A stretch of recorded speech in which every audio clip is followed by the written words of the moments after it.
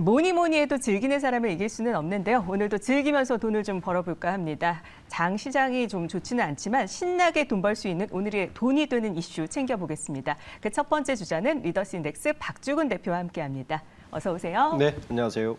네, 이 한미 양국이 윤석열 대통령의 방미를 계기로 해서 우주 탐사 공동 의향서에 서명을 하는데요. 이 구체적인 내용이 어떤 겁니까? 네, 이번 방미에서 여러 좀 선물을 들고 와야 되는데 이미 뭐 IRA법 때문에 자동차나 반도체에서는 들고 올 게 없다가 보니까 특히 첨단 산업 분야에 뭔가 기술 협약 같은 거를 좀 성과를 가져오고 싶어 하는 것 같아요. 그 네. 일환으로 이제 우주 관련해서 공조를 강화할 방침이다 정도의 협약식 정도를 할 것 같고 이미 미국의 아르테미스 계획이라고 있죠. 달 탐사 유인 보내는 거. 요거는 작년 2021년 5월 달에 이미 협정이 된 상태이기 때문에 우리나라가 1번째로 들어가 있습니다. 그래서 이거 외에 첨단 분야에 어떻게 협약할지에 대한 협약을 하는 것 같습니다. 네, 첨단 산업 분야의 기술을 들고 오고자 하는데 그렇다면 우리가 궁금한 건 이 국내 우주 항공주 중에서 가장 큰 수혜주는 어디일까요? 국내의 우주 산업은 이렇게 봐야 될 것 같아요. 네. 지난 4일에 미국의 나사처럼 우리나라에도 우주 항공청 설치를 의결을 했습니다. 국회 통과가 됐고요. 일단 2023년까지 공공위성 130기를 지금 발사체를 추진한다는 이야기인데 네. 여기에 이제 투자 포인트가 있습니다. 130기를 투자하면 어디에 들어가느냐? 네. 투자 포인트는 저궤도 위성통신이라고 부르는 LEO라고 해서 저궤도 위성통신 시장에 주목할 필요가 있는데 요게 왜 필요하냐면은 지금 최근에 현대자동차나 하나나 이야기하는 게 UAM, 도심 항공 모빌리티라든지 네. 자율주행차라든지 스마트 팩토리 기술을 완벽하게 구현하려면 바로 저궤도 위성이 필요해서 130기를 쏘아 올린다는 이야기인데 네. 그렇게 되면 일단 수혜를 볼 수 있는 곳이 130기를 쌓아 올리면 발사체가 필요하고요. 인공위성이 필요하지 않습니까? 네. 발사체 관련된 기업으로는 하나 에어로스페이스가 있을 것이고 네. 또 하나그룹 계열사 중에서 하나 시스템이라고 있는데 여기는 최근에 영국의 위성통신 회사의 페이지를 인수했거든요. 여기에서 기술을 가져와서 우주통신 서비스 사업을 직접 하고 있습니다. 네. 그래서 하나 시스템도 좀 볼 필요가 있고 그리고 항공 우주는 역시 뭐 따라가는 것 같고 이 밖에도 조그만 중소기업들이 있는데 예를 들어서 뭐 군위성 사업을 하고 있는 제노코라는 기업도 있고요. 네. 그다음에 캔코 에어로스페이스라고 해서 보잉이나 에어버스, 나사, 스페이스X에 이미 원소재를 공급하는 기업도 있습니다. 국내 네. 기업들 중에.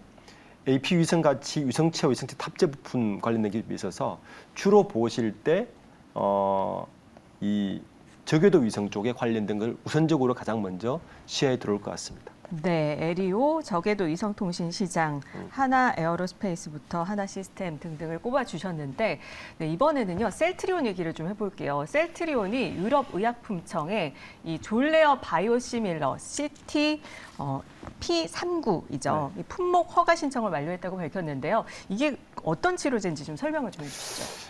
뭐 셀트리온 지금까지 바이오시밀러 중에서 뭐 항암 치료라든지 이쪽을 좀 했는데 이번에는 이 알레르기성 천식이 있고 그리고 관련해서 비용종 등 뭐 만성 피부 동형 같은 이런 분야의 특효약이 지금 졸레에서 개발한 졸레어라고 하는 곳인데 이건 노바티스에서 개발한 거거든요. 네. 요게 일종의 블록버스터입니다. 작년 기준으로 글로벌 매출이 5조 원이었어요.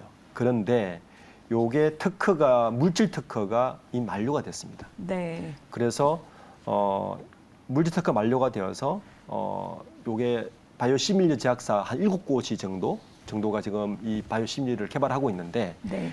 그중에 3상까지 들어간 곳이 3곳이고 그중에 3상 완료를 가장 먼저 한 곳이 셀트리온이다. 이렇게 보시면 될 것 같습니다. 네, 그렇군요. 이 유럽 허가가 긍정적이라고 볼 수가 있는지 유럽 허가가 나오면 다른 글로벌 시장도 진출을 할 수 있을까요? 그렇죠. 아까 말씀드린 대로 7곳이 트라이를 했는데 그중에 이스라엘의 테바하고 중국의 스약제약이 똑같이 3상을 했는데 네. 셀트리온이 가장 먼저 3상을 통과했거든요. 요게 이 3상 종료 시점이 올 6월 말입니다. 그러면 6월 말에 3상 종료가 되면 네. 요게 통과가 되면 당장 미국하고 유럽 쪽에 식약처 신청이 들어가겠죠. 그러면 시장성은 가장 먼저 있을 것 같습니다. 네, 그렇군요. 지금 유럽 허가로 인해서 그러면 시작성이 있을 것이다. 그러면 이 셀트리온의 주가가 좀 반영될까요? 어떻게 보십니까?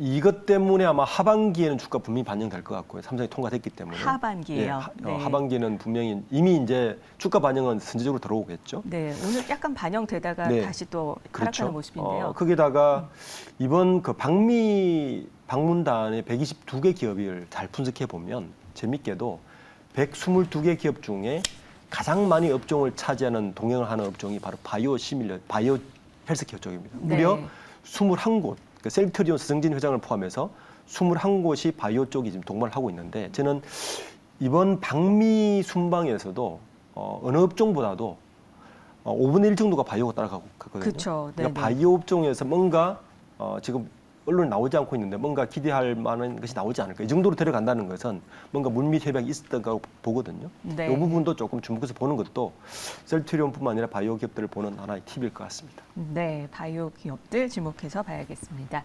자, 그리고 은행권 얘기를 좀 해보도록 하겠습니다. 이 금리 상승기에 예대금리 차로 역대급 실적을 거둔 은행들이 올해 또 목표 이익률을 상향해서 이자 장사를 한다 이런 지적이 나오고 있는데 은행들이 이렇게 올해 목표 이익률을 상향한 배경은 어디에서 볼 수 있을까요? 이게 참 꼼수인데요. 네.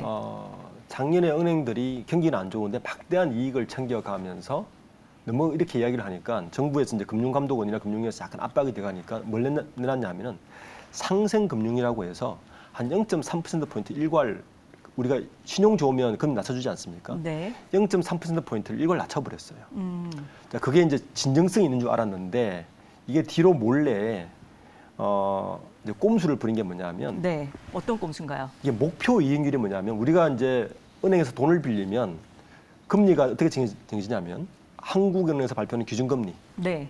플러스 가상금리가 있지 않습니까? 그렇죠. 그리고 거기에서 우대금리라든지 빼면 이제 우리가 소위 말하는 주택담보대출금리라든지 신용대출금리가 정해지는데 네네. 기준금리는 손을 못 대죠.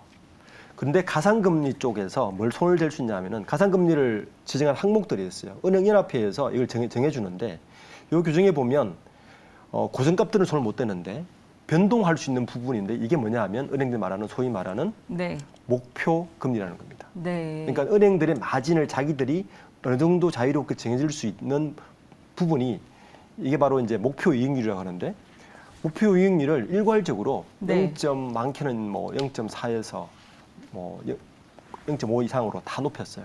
이게 무슨 말이냐면 네. 2월, 3월 달에 정부에서 조금 압박을 들어가니까 생색내듯이 0.4%포인트를 일괄 낮춘 거를 다 회복시켰다는 이야기죠. 네. 네. 낮췄는데 목표 이익률을 높여서 그러면 가상금리가 올라가는 건가요? 그렇죠. 가상금리가 결국은 올라가는데 네. 꽤 올라갑니다. 지금 보면 얼마나 올라가는 겁니까?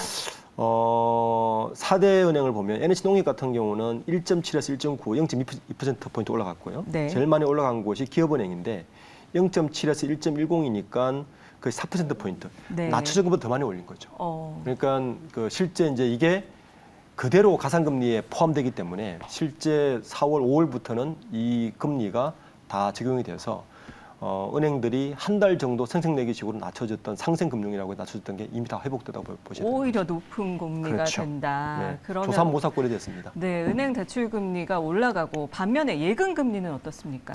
예금 금리는 지금 전혀 오르지 않고 있습니다.